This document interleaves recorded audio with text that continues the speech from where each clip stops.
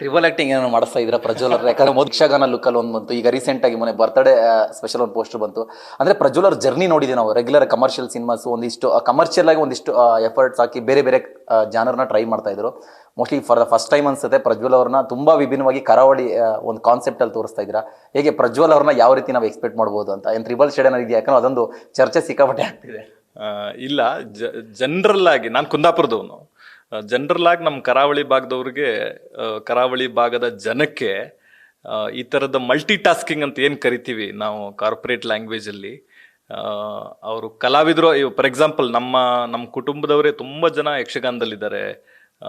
ಯಕ್ಷಗಾನ ಅಂತ ಅನ್ನೋದು ನಮ್ಮ ಫ್ಯಾಮಿಲಿಗೆ ಭಾಳ ಹತ್ತಿರವಾದ ಒಂದಿದು. ನಮ್ಮ ಆನ್ಸಿಸ್ಟರ್ಸ್ ಇರ್ಬೋದು, ನಮ್ಮ ತಾಯಿಯ ಅಣ್ಣಂದರು, ತಮ್ಮಂದರು, ಎಲ್ಲರೂ ಆ ಕೆಲಸದಲ್ಲಿ ಅದರ ಕಲಾವಿದರು. ನಿಮಗೆ ಫಾರ್ ಎಕ್ಸಾಂಪಲ್ ನಾನು ಎಷ್ಟೋ ಚಿಕ್ಕ ವಯಸ್ಸಲ್ಲಿದ್ದಾಗ ಎಷ್ಟೋ ದಿನ ನೋಡಿದ್ದೀನಿ ಶಾಲೆಗೆ ಹೋಗ್ಬೇಕಿದ್ರೆ.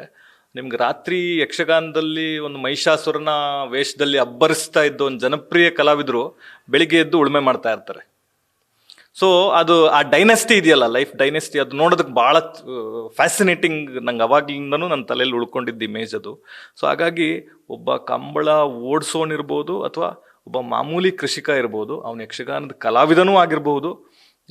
ಅವನ ಪರಿಸ್ಥಿತಿ, ಪ್ರತಿಕೂಲ ಪರಿಸ್ಥಿತಿ ಬಂದಾಗ ಅದೆಲ್ಲವನ್ನ ಕೊಡ್ವಿ ಒಂದು ಬೇರೆದೇ ಒಂದು ಪಾತ್ರವಾಗಿ ಎದ್ದೇಳ್ಬೋದು. ಸೊ ಈ ಜೀವನದಲ್ಲಿ ಮನುಷ್ಯ ಬೇರೆ ಬೇರೆ ಝೋನ್ಗಳನ್ನು, ಬೇರೆ ಬೇರೆ ಪಾತ್ರಗಳನ್ನ ಪರಿಸ್ಥಿತಿಗೆ ತಕ್ಕನಾಗೆ ನಿರ್ವಹಿಸ್ತಾ ಹೋಗ್ತಾನೆ. ಸೊ ಅದು ಕರಾವಳಿಯ ಮುಖ್ಯ ಪಾತ್ರದ ಒಂದು ಭಾಗನೂ ಹೌದು. ಹಾಗಾಗಿ ನಿಮಗೆ ತ್ರಿಬಲ್ ಶೇಡ್ ಇದೆ, ಬೇರೆ ಏನೋ ಶೇಡ್ ಇದೆ ಅಂತ ಅನಿಸ್ತಾ ಇದೆ. It is just a shade of a characters, ಒಂದು ಪಾತ್ರಕ್ಕೆ ಬರುವ ಬೇರೆ ಬೇರೆ ಆಯಾಮಗಳು ಅದು. ಸೊ ಸಿನಿಮಾದಲ್ಲಿ ನೋಡಿದಾಗ ನಿಮ್ಗೆ ಇನ್ನೂ ಅದು ಇಂಟ್ರೆಸ್ಟಿಂಗ್ ಅನ್ಸುತ್ತೆ, ಇನ್ನೂ ಮಜಾ ಅಂತ ಅನ್ಸುತ್ತೆ. ಮತ್ತೊಂದು ಕುತೂಹಲ, ಕಾಂತಾರ ಸಿನಿಮಾ ಈಗಾಗಲೇ ಬಂದು ತುಂಬ ದೊಡ್ಡ ಮಟ್ಟದ ಹಿಟ್ಟಾಗಿದೆ. ಒಂದು ಕರಾವಳಿ ಕಲ್ಚರ್ನ ಇಡೀ ಪ್ಯಾನ್ ಇಂಡಿಯಾ ತೋರಿಸೋಂಥ ಸಿನಿಮಾ. ಸೊ ಅದಾದ ನಂತರ ಬರ್ತಾ ಇರುವಂಥ ಕರಾವಳಿ ಸಿನಿಮಾ, ಇದು ಕೂಡ ಅಂದರೆ ಕರಾವಳಿ ಬೇಸ್ಡ್ ಕಲ್ಚರ್ ಮತ್ತು ಕಂಬಳ ಇದೆಲ್ಲ ಸುತ್ತಾ ಇದೆ. ಸೊ ಒಂದು ಕ್ಲಾರಿಫಿಕೇಶನು ಅಥವಾ ಒಂದು ಆಡಿಯನ್ಸ್ಗೆ ಇರುವಂಥ ಒಂದು ಕನ್ಫ್ಯೂಷನ್ಸ್ನ ಬಗ್ಗೆ ಮಾತಾಡೋದಾದರೆ, ಕಾಂತಾರ ಸಿನಿಮಾಗಿಂತ ಕರಾವಳಿ ಸಿನಿಮಾ ಏನು ಡಿಫ್ರೆಂಟ್ ಇರ್ಬೋದು, ಸ್ಪೆಷಲ್ ಇರ್ಬೋದು ಅಂತ. ಯಾಕಂದರೆ ಜನ ನೋಡಬೇಕಾದ್ರೆ ಆ ಸಿನಿಮಾದ ಒಂದು ಕಾನ್ಸೆಪ್ಟ್ ಇಲ್ಲಿ ಕಾಣ್ತಿದೆಯಲ್ಲ ಅಂತ ಒಂದಿಷ್ಟು ಚರ್ಚೆಗಳು ಕೂಡ ಇರುತ್ತೆ. ಏನು ಹೇಳಕ್ಕೆ ಇಷ್ಟಪಡ್ತೀರಾ ಈ ಎರಡು ಸಿನಿಮಾಗಳ ಒಂದು ಹೋಲಿಕೆ ಮಾಡೋದಾದ್ರೆ? ಅದು ಮೇಲ್ನೋಟಕ್ಕೆ ಅಂತ ಹೇಳ್ತೀನಿ ಅಷ್ಟೇ. ಯಾಕೆ ಅಂತಂದರೆ ನಿಮಗೆ ಮುಂಗಾರು ಮಳೆ ಬಂದಾಗ ಯಾವುದೇ ಲವ್ ಸ್ಟೋರಿ ನೋಡಿದ್ರೂ ಮುಂಗಾರು ಮಳೆ ಅಂತ ಅನ್ಸೋದು. ಯಾಕೆ ಅಂತಂದರೆ ಆ ಸಿನಿಮಾ ಕ್ರಿಯೇಟ್ ಮಾಡಿರೋ ಒಂದು ಇಂಪ್ಯಾಕ್ಟ್. ಒಂದು ಮೈಲ್ ಸ್ಟೋನ್ ಸಿನಿಮಾಗಳು, ಟ್ರೆಂಡ್ ಸೆಟ್ಟಿಂಗ್ ಸಿನಿಮಾಗಳು ತುಂಬ ಟೈಮ್ವರೆಗೂ ಜನರ ನೆನಪಲ್ಲಿ ಹಾಗೆ ಉಳ್ಕೊಂಡ್ಬಿಟ್ಟಿರುತ್ತೆ. ಕಾಂತಾರ ರೀಸೆಂಟ್ಲಿ ಬಂದಿರೋ ಒಂದು ಟ್ರೆಂಡ್ ಸೆಟ್ಟಿಂಗ್ ಸಿನಿಮಾ. ಯಾಕೆ ಸಿಮಿಲಾರಿಟಿ ಕಾಣಿಸ್ತಾ ಇದೆ ಅಂತಂದರೆ, ಊರು ಕರಾವಳಿ ಅಂದರೆ ಬೆಟ್ಟದ ಬುಡದಲ್ಲಿರುವ ಒಂದು ಊರು ಕಾಂತಾರ, ಆ ಥರದ್ದು ಒಂದು ಊರು. ಸಮುದ್ರ ಮತ್ತು ನದಿಯ ಅಕ್ಕಪಕ್ಕಗಳಲ್ಲಿ ಇರುವ ಊರು ಕರಾವಳಿ ಅಂತ ಊರು. ಸೊ ಅವೆರಡು ಊರುಗಳು ಹೆಚ್ಚು ಕಡಿಮೆ ಒಂದೇ ಥರ ಕಾಣಿಸ್ತವೆ ನಿಮಗೆ.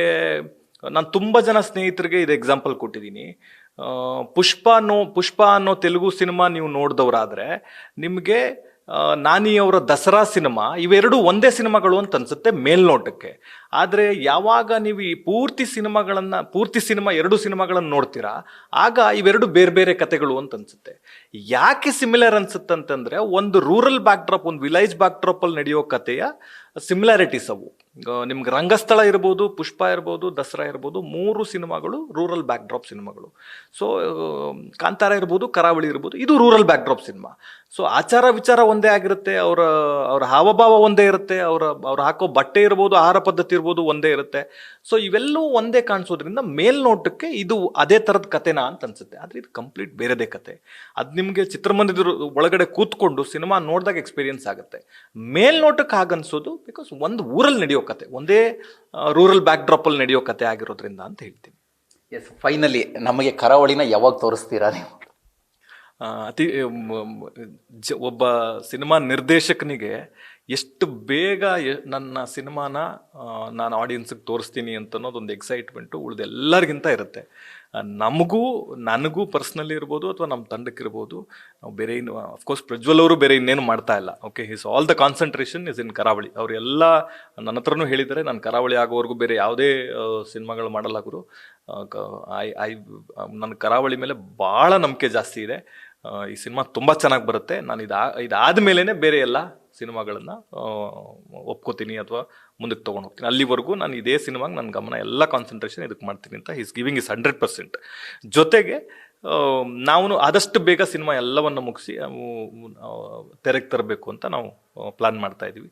ಪ್ರಾಬಬ್ಲಿ ಅಕ್ಟೋಬರ್, ನವಂಬರ್, ಡಿಸೆಂಬರ್ ಅಷ್ಟೊತ್ತಿಗೆ ಚಿತ್ರಮಂದಿರದಲ್ಲಿ ನೋಡ್ಬೋದು ಅಂತ ಅನ್ಕೊಂಡಿದ್ದೀನಿ. Thank you so much. ಆದಷ್ಟು ಬೇಗ ಸಿನಿಮಾ ತೋರಿಸಿ ನಾವು ತುಂಬ ಎಕ್ಸೈಟಾಗಿ ಕಾಯ್ತಾ ಇದ್ದೀವಿ.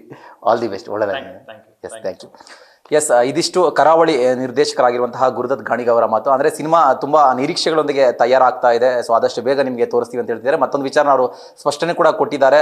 ದರ್ಶನ್ ಅವರನ್ನ ಈ ಸಿನಿಮಾಗೆ ಇನ್ನೂ ಅವರು ಅಫಿಷಿಯಲ್ ಆಗಿ ಅವರು ಮಾತುಕತೆ ಕೂಡ ಮಾತಾಡಿರಲಿಲ್ಲ, ಬಟ್ ಬೈ ಮಿಸ್ ಆಗಿ ಇದು ಸುದ್ದಿ ಹೊರಗಡೆ ಬಂದಿದೆ ಅನ್ನೋದನ್ನ ಸ್ಪಷ್ಟನೆ ಕೂಡ ಕೊಟ್ಟಿರುವಂಥದ್ದು. ಕ್ಯಾಮರಾ ಪರ್ಸನ್ ಪ್ರಶಾಂತ್ ಜೊತೆ ಭರತ್ ಕೃಷ್ಣಪ್ಪ, ನ್ಯೂಸ್ ಫಾಸ್ಟ್.